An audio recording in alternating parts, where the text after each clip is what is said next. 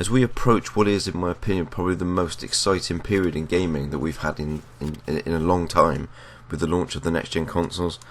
Gaming media is still saying about Xbox that you shouldn't upgrade, that the Series X is going to hold this Series X back. The Series X is too big. These things continue, and we need to get into it.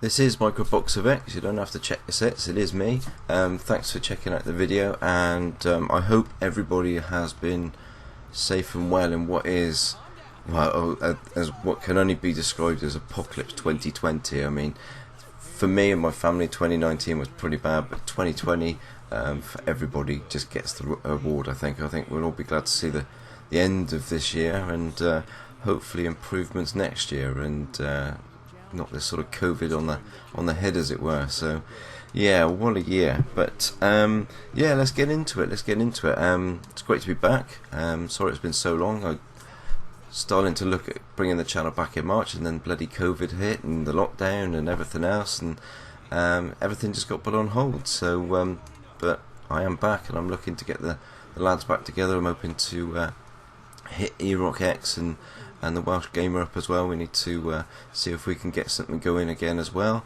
But yeah, no, pushing forward and hopefully doing a lot more. We are in a really exciting period of gaming, in my opinion. You know, the Xbox One, there was excitement there, but you know, up to the announcements and the way that the announcement was made, it sort of, everything was a bit flat, and it was all sort of it didn't really just have the spark of a launch that you would hope, but that seems to be different with what Microsoft and Xbox have done this time round with the Series S, the Series X. I think they've knocked it out the park the last few weeks with what they've been doing, and the prices that have been announced are just incredible. The fact that they've been able to come out and do them for $249 and $449, sorry, in the UK. Incredible prices. I was expecting it a lot more for the spec that we were getting, and I think it took a lot of people back, and there's a lot of damage control going on at the moment. There's a lot of people up in arms, and they're thinking of every which way they possibly can. And you know, don't get me wrong, I know that Xbox isn't for everybody, the same as the PlayStation isn't for everybody, and I know a lot of people bang on about exclusives. It's never really been an issue for me. I've only ever bought one console through because of exclusive, and that was the original Xbox when I played Halo for the first time. Other than that, in my opinion, the Xbox is the best place to play my games. I like the sort of exclusives that I get on Xbox, but I also understand and realise that Xbox is the best platform to play all the multi-plat third-party games as well. And you know, Xbox Live and the Game Pass just finish it off for me. So for me, the Xbox is the preferred platform, but I understand that other people have different opinions, and that's fine. But because your opinion is different doesn't mean you've got to go and shit on somebody else's opinion.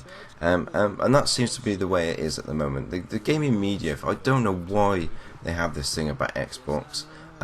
Maybe it's because of the Sony fanboys and the way that they jump on board, and that there are so many more of them at the moment, so it adds more clicks. So for them to attack Xbox gets those clicks, and that's the only reason I can think, unless there are some really biased journalists out there that are going completely against what they should be doing and giving an unbiased opinion on all things gaming.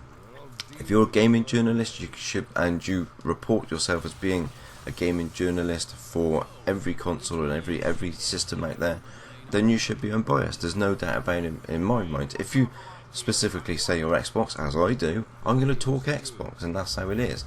But if you are that way inclined, then come out and say it, and stop hiding behind these banners that you're impartial and that you're mixed, and you see gaming as a whole, because you obviously don't when you make these opinions.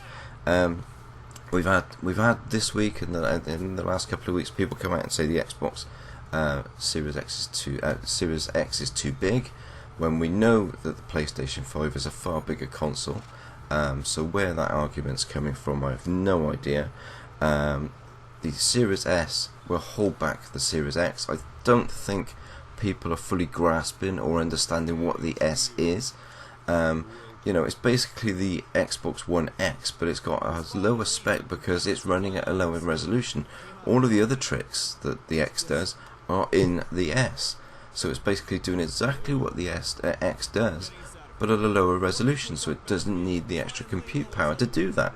And people are struggling to understand that. The S is not going to hold back the Series X at all. If that was the case, then why don't they have that issue with PCs when there are so many different graphics cards and so many different specifications of PC? Why is that not an issue, but two models of an Xbox are? It's just nonsense, absolute nonsense. And the ones that say that they're confused, Kotaku said this, that they are confused and they will find the model numbers confusing. How on earth can you find Xbox One S, Xbox Series X and Xbox Series X confusing when there are how many different variations of graphics card available on the PC? I don't understand them. It's ridiculous. There are so many different kinds, but 3 models of Xbox blow people's mind. They can't cope, and I just find it absolutely ridiculous. And it just seems to be any opportunity to have a jab at the Xbox consoles, and now that the prices have come out, they've definitely run out of ammunition. I mean, I was under the impression that Sony was supposed to be announcing their prices this week. They've gone very quiet. I think that they are, at the end of the day, I'm sure that they are concerned now about the pricing, because I'm sure they were expecting to be close. They obviously aren't. The prices that Microsoft have put out are penciled in. They can be changed. I'm sure that if Sony comes out and says anything about the prices and tries to make them equal or undercut Microsoft in any way, that Microsoft have the capability and the financial backing to drop even further. So I wouldn't be too surprised if we don't see these. Wouldn't be too surprised if we don't see these prices dropping even further. But yeah. Getting back on track, I don't understand what the hell is going on with the gaming media at the moment. I mean, it's always been this way, but it has definitely got worse in the past few weeks because Xbox is sort of got a constant momentum at the moment. They're constantly bringing things. Only this week that we found out about the EA Play joining the Game Pass. I mean, the Game Pass Ultimate is such incredible value for money. You cannot diss it because you've got hundreds of games from Xbox. You've now got EA's games. In my opinion, that needed to be done because EA Access, as it was known before, was just falling flat. In my opinion, you're paying your money for it for a year, which wasn't a huge amount. I think it was about £20. But the games seemed to be pretty stagnant. There wasn't a lot going on to that service. So with it moving on to Game Pass and the Ultimate Game Pass, it just gives Electronic Arts more leeway to get in there because they're obviously getting some money from Xbox for doing that. So hopefully it will improve that service. And for those that haven't got it already, then they're going to have 70-80 more games added to Game Pass Ultimate. It's a no-brainer. It's a win-win for everybody. We even had one of the IGN guys this week say that there's no point in upgrading to the Xbox Series S or X because the generational leap is not enough, and you may as well stick on the Xbox One. I find that truly bizarre. I mean, how these companies expect Microsoft to support them and sort of give them exclusives and inside information when they act in this way is just ridiculous, absolutely ridiculous.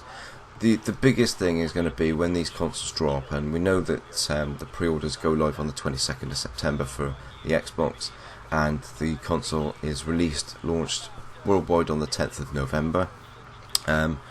Let's just wait for those Digital Foundry videos to drop, because if we think that the Sony fanboys and the media is sort of damage controlling now, let's just wait for those Digital Foundry videos to drop, because when we start seeing those comparison videos in games, then we're going to see some interesting stuff.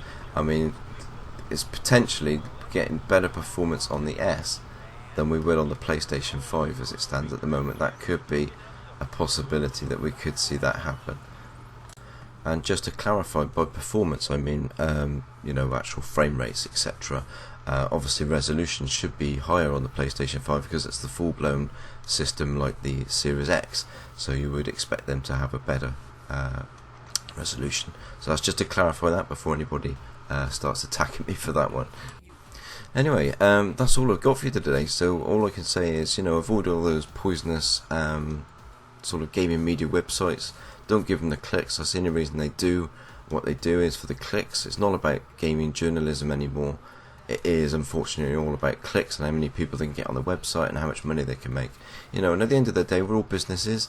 I'm not, but they are. They're all businesses, and they're there to make money. But at the end of the day, that shouldn't overshadow what you do.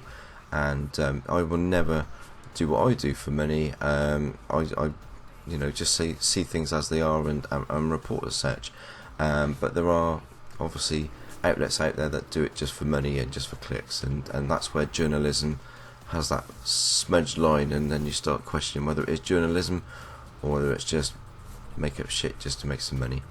But anyway, that's all I got for you. So please stay safe, and I will be doing some more videos again soon. I want to start doing videos again, and as I say, get the old podcast going and up and running again. So take care, and I'll speak to you guys soon. Thanks for watching. Bye bye.